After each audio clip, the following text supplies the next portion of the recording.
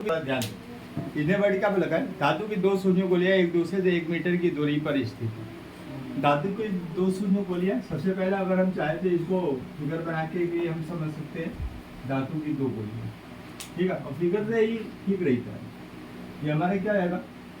Q1 and Q2।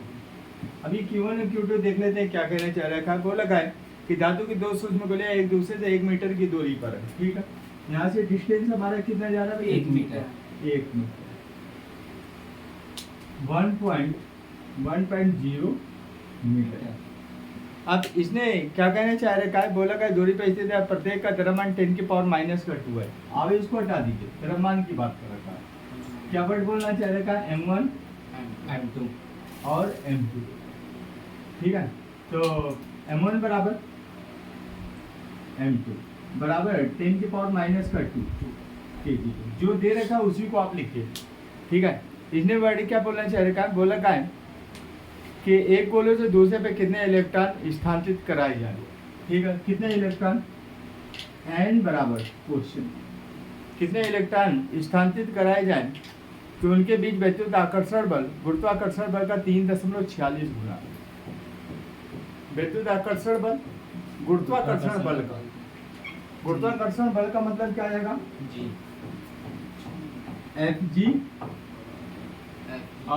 Fg क्या ले सकते हैं? Fe ऑब्लिक Fg बराबर कितना दे रखा है? 3.46।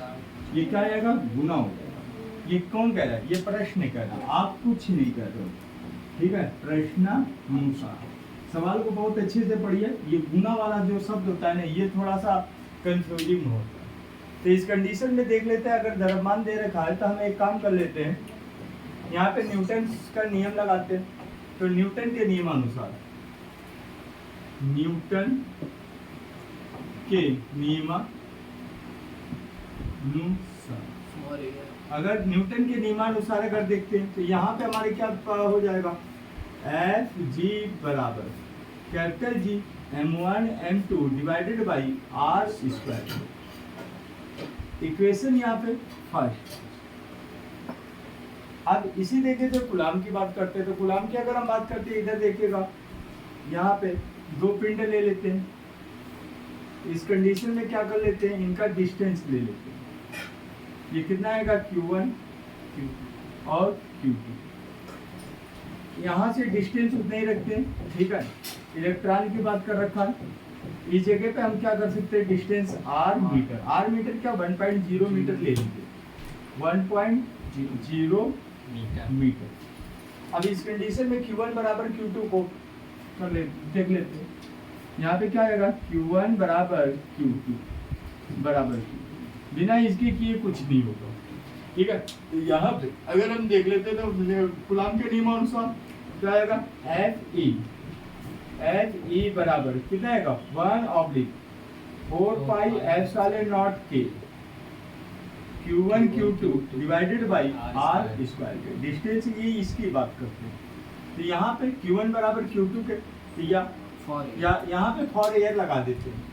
फॉर एयर, एयर की अगर हम बात करते हैं तो K बराबर हमारे पास कितना रहेगा? K बराबर हो जाएगा 1, K बराबर 1। तो इस कंडीशन में फार्मूला क्या आएगा? Fe बराबर 9.0 मल्टीप्लाई 10 की पावर 9, ये क्या आएगा? Q स्क्वायर डिवाइडेड बाई कितना आएगा? R स्क्वायर, राइट है।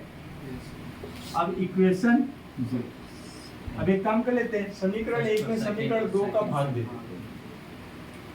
समीकरण 1 में समीकरण 2 का भाग देने पर, तो अगर भाग देते हैं तो क्या हमारा बनता है? या एक काम कर लेते हैं ना, समीकरण 2 में समीकरण 1 का भाग ले देते हैं, Fe हमें ऊपर मिल जाएगा, ठीक है। इस कंडीशन में देते थे भाग, तो समीकरण 2 में क्या कर ले? समीकरण 1 का भाग दे देते थे। ये हमारे क्या आ जाएगा? समीकरण 2 हमारा Fe ऑब्लिक Fg बराबर Fe की वैल्यू यहाँ पे 9.0 इंटू 10 के पावर 9, ये कितना आएगा? Q square divided by R, कितना आएगा? R square. अब यहाँ पे हमारे कितना आएगा? Fg capital G m1 m2 divided by r square. Compare करने से मतलब ये होता है कि बहुत सारी वैल्यू जो होती है कट जाती है, अपने आप कटती है। तो कितना आएगा fe ऑब्लिक fg बराबर, यहाँ पे पहले 9.0 मल्टीप्लाई 10 के पावर 9 मल्टीप्लाई कितना आएगा Q square divided by capital G m1 m2 FE की और FG का मान और दे देते हैं FG और FG का मान। लेकिन यहाँ पे सबसे पहले Q बराबर हमारे पास क्या है, Q बराबर n इंटू ई के, इसको हमें तोड़ना बहुत जरूरी है, ठीक है, क्योंकि इसने इलेक्ट्रॉनों की संख्या पूछा, इलेक्ट्रॉनों की संख्या बोल रखा है n बराबर क्वेश्चन में। तो इस कंडीशन में हमारे पास क्या हो जाएगा Fe की वैल्यू, तो कितना आएगा Fe ऑब्लिक कितना आएगा Fg बराबर ये कितना आएगा 9.0 10 के power 9 multiply n square into E square divided by capital G m1 m2। तो आप वैल्यू रखते हैं यहाँ पे 3.46 डिवाइडेड बाई 1 बराबर हमारे पास 9.0 मल्टीप्लाई 10 के पावर 9 मल्टीप्लाई कितना आएगा n स्क्वायर इंटू, अब इलेक्ट्रॉन की बात करते हैं तो इलेक्ट्रॉन का आवेश कितना होता है फॉर इलेक्ट्रॉन के लिए, फॉर इलेक्ट्रॉन के लिए तो इलेक्ट्रॉन का आवेश कितना होता है 1.6 मल्टीप्लाई 10 के पावर माइनस का 19 कूलम, ठीक है, ये ई बराबर हो गया। अब इस कंडीशन में देख लेते हैं ई बराबर तो कितना है 16 मल्टीप्लाई 10 की पावर माइनस का 20 16 मल्टीप्लाई 10 की पावर माइनस का 20 डिवाइडेड बाई कैपिटल जी की वैल्यू, कैपिटल जी की वैल्यू इंडेक्स में दे रखा है 6.7 इंटू 10 पावर माइनस का, कैपिटल जी की वैल्यू कितनी है, कैपिटल जी की वैल्यू कैपिटल जी बराबर 6.7 मल्टीप्लाई 10 पावर माइनस का 11, ये क्या हो जाएगा न्यूटन मीटर स्क्वायर बटे केजी स्क्वायर। अब इस कंडीशन में कैपिटल जी की वैल्यू, इसका भी मान वो रहता है क्या, किसका, जी का, हाँ कैपिटल जी की वैल्यू 6.7 या 6.67 होता है, लेकिन यहाँ पे 6.7 इंडेक्स में दे रखा है, जो रियल की जो वैल्यू होती है वो 6.67 के करीब होती है, ठीक है। यहाँ पे कितना आएगा 67 गुणे 67 गुणे 10 की पावर माइनस का 12 मल्टीप्लाई, अब इस कंडीशन में हमारे पास m1 m2 की वैल्यू कितनी है 10 की पावर माइनस का 4, 10 की पावर माइनस का 4।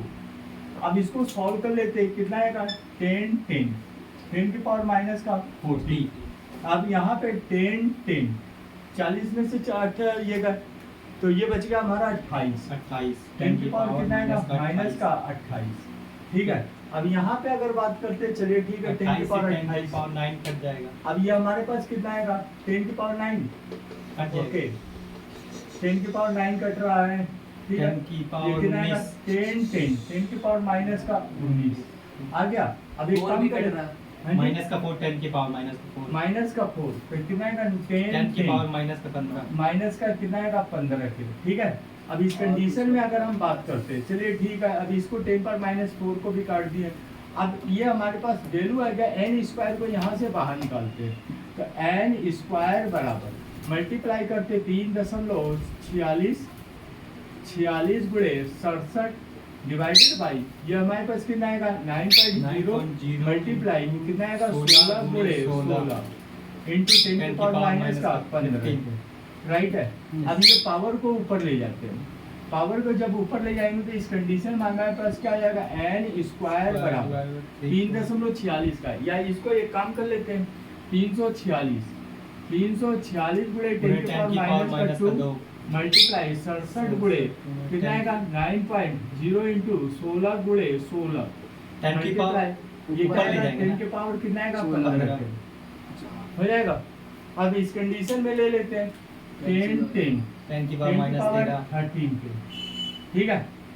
अब 16 का भाग दे देते हैं, यहाँ पे कितना आता है 346 डिवाइडेड बाई कितना आएगा 16 दूना 32, ये हमारे पास कितना हो गया 2 ठीक है 16 कम 16 ये कितना बचा 10, ठीक है। फिर यहाँ पे 0 ये 16 96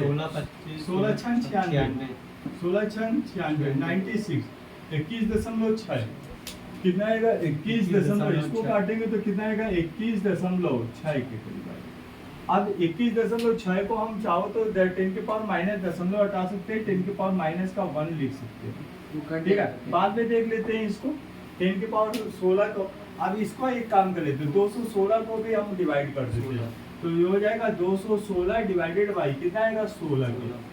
अब यहाँ पे 216 का डिवाइड करते हैं, कितना आएगा 16 कम 16 16 कम 16, ये कितना आएगा 5 6 16 चौको 64, 16 चौको 64, 16 क्या 48, ठीक है 16 क्या 48, कितना आएगा 48, कितना बचा 8, ठीक है दशमलव लगाया 16 पंचे 80, ठीक है 13.5। अगर इसको काटते हैं तो ये हमारे कितना आता है 16 का, ये हमारा आता है 13.5, तो 135 गुणे 10 की पावर माइनस का 1, माइनस का 1 हम हमेशा काउंट कर रखे हैं। ठीक है, अब हमारे पास सबसे पहला 67 135 आ रहा, ठीक है 135 डिवाइडेड बाई कितना आएगा 9 के, ये कितना आएगा 9 एकम 9, यहाँ पे कितना बच गया 9 4 13, 9 पना 45, ये कितना आएगा हमारा 15, ठीक है 15 को भी यहाँ से भी हम डिवाइड कर देते हैं 9 के टेबल से, कितना आएगा 15 के। ठीक है, अब इस कंडीशन में हमारे पास 67 और 15 आ रहा है, ठीक है चेक कर लेते हैं। 67 गुणे कितना आएगा 15 के, 5 7 35, हासिल बचे 3, 5 का 30 और 3 33, ये कितना आएगा 7 6, यहाँ पे कितना आएगा 5 0 ये कितना आएगा 0 1 0 10 ठीक है 105 के करीब आएगा। इसका मल्टीप्लाई करते हैं कितना n स्क्वायर बराबर, ये हमारे कितना आएगा 1005 10 की बोले पावर 10 के पावर कितना आएगा 13 इंटू 10 के पावर माइनस का 2, 1 अब माइनस का 2 हमारा 2 11 दशमलव, तो ये कितना आएगा n स्क्वायर बराबर कितना आ गया 10 दशमलव, जो आएगा 0 मल्टीप्लाई 10 की पावर 13, अब 10 की पावर 13 का n स्क्वायर बराबर, इसको आगे बढ़ा लेते हैं 1.0 इंटू 10 की पावर 14, राइट। अब इस कंडीशन में जैसे कि इसको रूट लेते हैं तो n बराबर अंडर रूट 10 की पावर कितना आएगा 14, अब रूट से बाहर लेते हुए विशेषता ये चीज ध्यान रखना है कि पावर सम में होना चाहिए, दूसरा जब भी पावर रूट से निकलेगा क्या होगा आधा आधा हो होगा। जाएगा। तो n बराबर कितना आएगा 10 की पावर 7, ये क्या आएगा इलेक्ट्रॉन, दैट्स राइट आंसर। जल्दी से वो 10 की पावर -2 कहाँ गया?